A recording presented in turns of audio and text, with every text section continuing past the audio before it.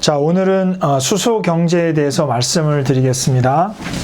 최근에 국내 재벌들이 모여서 수소경제 협의체를 만들었죠.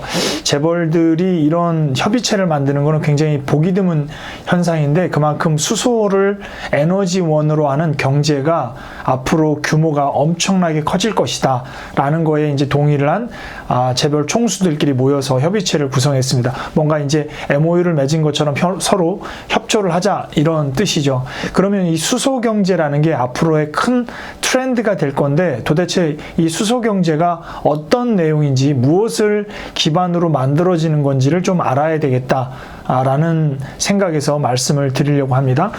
수소경제 이전에 우리가 나오는 거는 탄소경제죠. 석탄, 석유. 18세기 중엽부터 일어났던 석탄, 석유와 같은 화석 연료를 중심으로 증기 기관차가 나왔고, 이러면서 이제 우리는 그동안 원자력이다, 석탄, 석유를 통한 에너지를 통해서 전기를 만들어냈던 그런 시대를 살았습니다. 그런데 이게 이제 지구 온난화와 관련해서 너무나 문제가 많이 발생하고 있고, 지구 온난화 때문에 홍수라든가 산불이라든가 빙하가 녹고 여러 가지 문제점들이 발생해서 하나뿐인 이 지구가 살기가 어려워졌다. 그래서 2050년까지 이산화탄소, 이거를 이제 탄소 중립이라고 그러죠.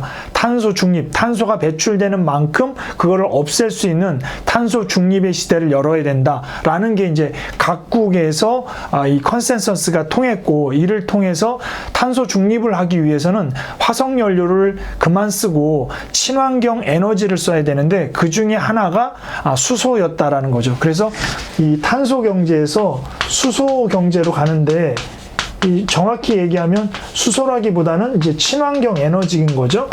그래서 친환경 에너지, 탄소 경제에서 썼던 거는 우리가 원자력이라든가 화력이라든가 뭐 이런 내용들이었는데, 수력 뭐 이런 걸로 됐다면, 친환경 에너지는 뭐 풍력, 그죠?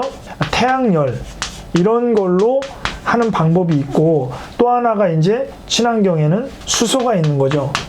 그런데 이 풍력이나 태양열 같은 이 재생에너지는 진짜로 전기를 많이 써야 되는 밤에는 태양이 없고, 바람이 또 불 때도 있고 안 불 때도 있고, 그러니까 이게 낮에는 태양열이 나와서 전기가 발생하기 때문에 활용을 할 수 있는데, 또 밤에는 안 되고, 바람이 많이 불 때는 전기가 많이 나오다가 바람이 안 불면 또 전기가 안 나오고, 그러니까 과잉으로 만들어지는 어떤 그런 에너지를 저장하거나 이럴 수가 없어서 굉장히 좀 불편한 거예요, 어찌 보면. 그리고 우리나라 같은 경우에는 바람도 많이 불지도 않고 태양열도 생각보다 강하지도 않고, 그러다 보니까 북해라든가 뭐 동남아, 인도네시아라든가 이런 나라들처럼 바람이 불고 태양열이 강한 그런 나라가 아니다 보니까 이런 재생에너지가 많이 만들어지지 않는 이런 단점이 있는 거죠.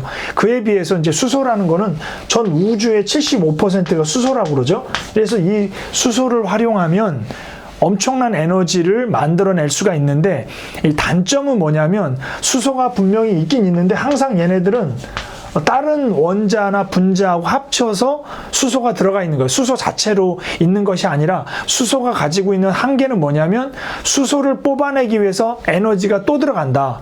이게 과연 경제성이 있느냐라고 해서 아직까지는 수소 경제에 대해서 의문을 갖는 사람이 있는데, 그럼에도 불구하고 수소가 앞으로 각광을 받을 수 있는 이유는 친환경 에너지로서 여러 가지 기술이 지금 발달되고 있기 때문이다 라는 겁니다. 그래서 이 수소를 만들어내는 데는 이 부생수소라는 게 있고, 그레이 수소라고 그러죠. 그러니까 석탄, 석유를 만들어내는 데 있어서 발생되는 수소를 이 수소 에너지로 활용하는데, 이건 양이 너무 적어서 큰 의미가 없고, 이산화탄소도 발생된다는 거예요. 그래서 이 부생수소에서 발생하는 이산화탄소를 포집해가지고 이산화탄소는 없애고 나머지 수소를 활용하는 분로수소라는 게 있고, 이것도 양이 그렇게 많지 않다. 그래서 오늘 얘기하려고 하는 그린 수소, 이게 이제 청정 에너지라고 그러죠.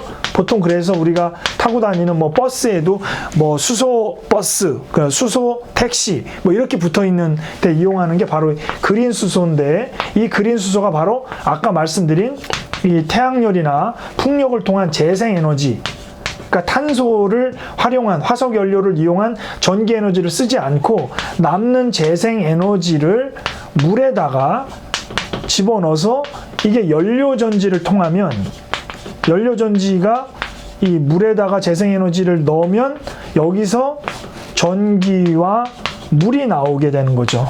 예.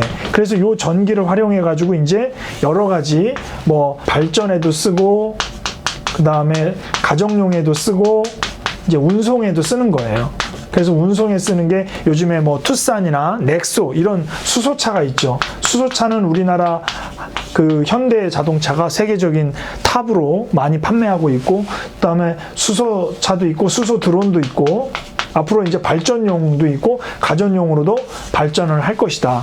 ETF가 최근에 만들어졌죠. ETF가 친환경 에너지로 만들어진 게 ICLN이라는 게 원래 있었는데, 요번에 이 수소를 기반으로 하는 ETF가 HDRO라는 이 ETF가 새로 만들어져서 그중에 한국 기업으로는 두산 퓨얼셀하고 풍국주정, 소주 만드는 회사죠.